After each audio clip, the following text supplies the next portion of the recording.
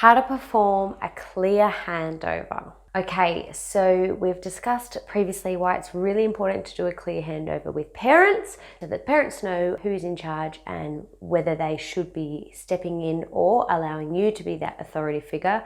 But it is also equally as important to do a clear handover with the children as well. Why? Well, we did touch on this briefly in another video about how when there's two authority figures in the room at the one time, it can be very confusing for the children, and that's often when they will be challenging boundaries. So how to perform a clear handover. Step 1, announce that you are about to perform a handover.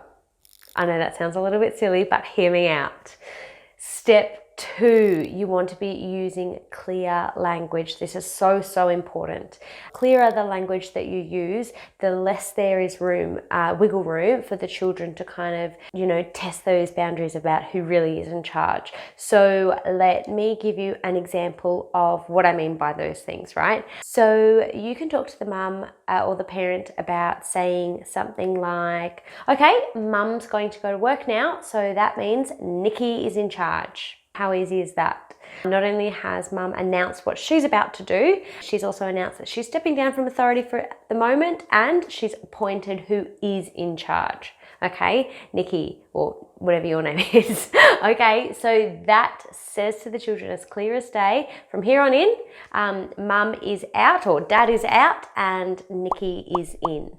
Okay, something else that I did with a family that I was working with is we did something called the Secret Handshake. So this is something that we made up and it worked really well. So this was with a family where sometimes they worked from home, sometimes they worked out of the office, but either way they were kind of in and out quite a bit. So that could be a little bit confusing, but what we did was the Secret Handshake. So this wasn't necessarily performed immediately. Sometimes once I first arrived, we would have a bit of a chat, a bit of a handover between parents and I about their day and how, they've been the last couple of days and things like that, anything that I needed to know.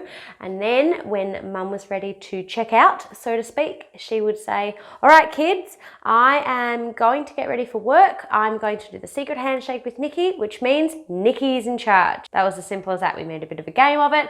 And then of course we would do something like, okay, shake hand, cross over here. Oh gosh.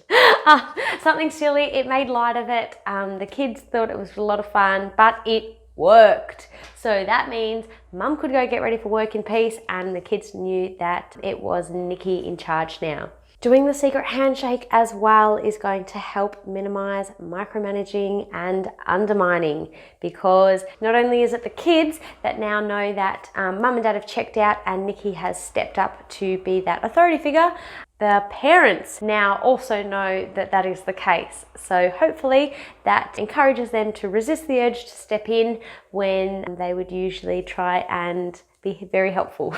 So hopefully that helps the parents as well resist the urge to step in when we know that you've got this. Performing the Secret Handshake or performing a clear handover is just as important at the end of the day as it is at the beginning. So at the end of the day when mum and dad come home, this is a great way as well for parents to let you go for the end of the day, which is something that we've covered in another video as well. But performing that clear handover at the end of the day means that you know that you can step down and you can finish for the day.